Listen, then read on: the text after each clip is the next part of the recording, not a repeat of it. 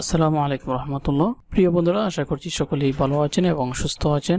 প্রিয় বন্ধুরা, আপনাদের নতুন কারিকুলাম বাতিল করা হচ্ছে এবং পুরাতন কারিকুলামের বইগুলোকে পুনরায় ফিরিয়ে আনা হচ্ছে। এই বিষয়ে আজকে বিস্তারিত কথা বলবো। ভিডিওটি শুরু করার আগে আপনি যদি এই চ্যানেলে নতুন হয়ে থাকেন তাহলে এখনই সাবস্ক্রাইব করে ফেলুন, আর যদি অলরেডি সাবস্ক্রাইব করে থাকেন তাহলে থ্যাংক ইউ সো মাচ। চলুন তাহলে শুরু করা যাক। তো আপনারা দেখতে পাচ্ছেন শুধু আগামী 3 মাস বহাল থাকবে ষষ্ঠ থেকে নবম শ্রেণীতে চলমান পাঠ্যপুস্তক। এখন হচ্ছে সেপ্টেম্বর মাস, আগামী অক্টোবর, নভেম্বর, ডিসেম্বর এই 3টা মাস আপনারা যে বইগুলো পড়তেছেন সেইগুলোই পড়বেন, কিন্তু 2025 সাল থেকে আপনাদের এই বইগুলো আর থাকবে না। ক্লাস ষষ্ঠ, সপ্তম, অষ্টম ও নবম শ্রেণীতে চলমান পাঠ্যপুস্তকগুলো 2024 সাল ব্যাপী বহাল থাকবে। 2025 সালে যথাসম্ভব সংশোধিত ও পরিমার্জিত পাঠ্যপুস্তক সরবরাহ করা হবে বলে জানিয়েছে শিক্ষা মন্ত্রণালয়।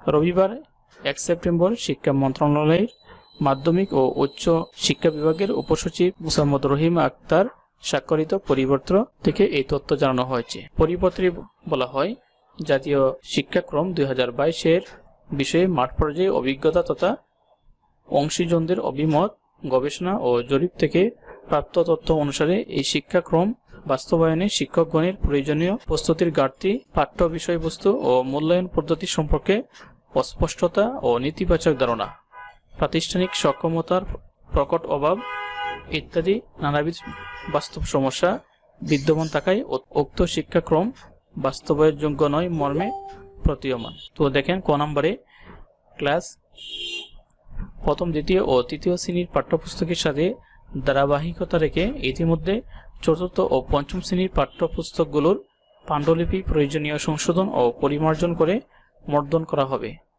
এক্ষেত্রে পাঠদান পদ্ধতি ও মূল্যায়ন প্রক্রিয়ায় প্রয়োজনীয় পরিবর্তন আনা হবে। যতদূর সম্ভব মূল্যায়ন পদ্ধতি পূর্বের জাতীয় শিক্ষাক্রম 2012 এর মতো হবে। তারপর দেখেন, ক্লাস ষষ্ঠ, সপ্তম, অষ্টম ও নবম শ্রেণীতে চলমান পাঠ্যপুস্তকগুলো 2024 সাল ব্যাপী বহাল থাকবে। 2025 সালে যথাসম্ভব সংশোধিত ও পরিমার্জিত পাঠ্যপুস্তক সরবরাহ করা হবে। তো তারপরে গ নম্বরে, 2024 সালের অবশিষ্ট সময়ে ও বার্ষিক পরীক্ষায় ষষ্ঠ, সপ্তম, অষ্টম ও নবম শ্রেণীতে অধ্যয়নরত শিক্ষার্থীদেরকে সংশোধিত ও পরিমার্জিত মূল্যায়ন পদ্ধতিতে মূল্যায়ন করা হবে। উল্লেখ্য, শ্রেণী কার্যক্রম সমূহ নির্ধারিত সময়ের মধ্যে সম্পন্ন করার লক্ষ্যে ষষ্ঠ থেকে নবম শ্রেণীর প্রতিটির 6টি করে বিষয়ভিত্তিক যে মূল্যায়ন কার্যক্রম অসম্পন্ন রয়েছে সেগুলো আর অনুষ্ঠিত হবে না। সংশোধিত ও পরিমার্জনকৃত মূল্যায়ন রূপরেখার ভিত্তিতে ডিসেম্বর নাগাদ 2024 সালের ষষ্ঠ থেকে নবম শ্রেণীর বার্ষিক পরীক্ষা অনুষ্ঠিত হবে। সংশোধিত ও পরিমার্জিত মূল্যায়ন পদ্ধতির রূপরেখা শীঘ্রই বিদ্যালয়সমূহে প্রেরণ করা হবে। তো তারপরে গ নম্বরে হচ্ছে, 2025 সালে দশম শ্রেণীতে উত্তীর্ণ শিক্ষার্থীদের এসএসসি ও সমমানী পরীক্ষা 2026 সালের অনুষ্ঠিতব্য পরীক্ষা নেয়ার লক্ষ্যে বিজ্ঞান, মানবিক ও ব্যবসায় শিক্ষা শাখা অব্যাহত রেখে পূর্বের জাতীয় শিক্ষাক্রম 2012 এর আলোকে প্রণীত সংশোধিত ও পরিমার্জিত পাঠ্যপুস্তকসমূহ অর্থাৎ 2023 শিক্ষাবর্ষে ব্যবহৃত পুস্তক শিক্ষার্থীদের সরবরাহ করা হবে।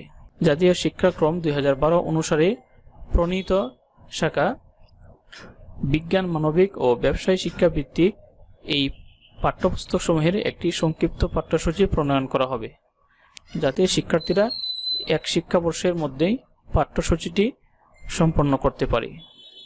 পাঠদান ও মূল্যায়ন পদ্ধতি জাতীয় শিক্ষাক্রম 2012 অনুসারে পরিচালিত হবে। যে সকল শিক্ষার্থী 2025 সালে নবম শ্রেণীতে উত্তীর্ণ হবে তাদেরকে জাতীয় শিক্ষাক্রম 2012 এর আলোকে প্রণীত শাখা ও গুচ্ছভিত্তিক সংশোধিত ও পরিমার্জিত পাঠ্যপুস্তকসমূহ 2023 শিক্ষাবর্ষে ব্যবহৃত প্রদান করা হবে।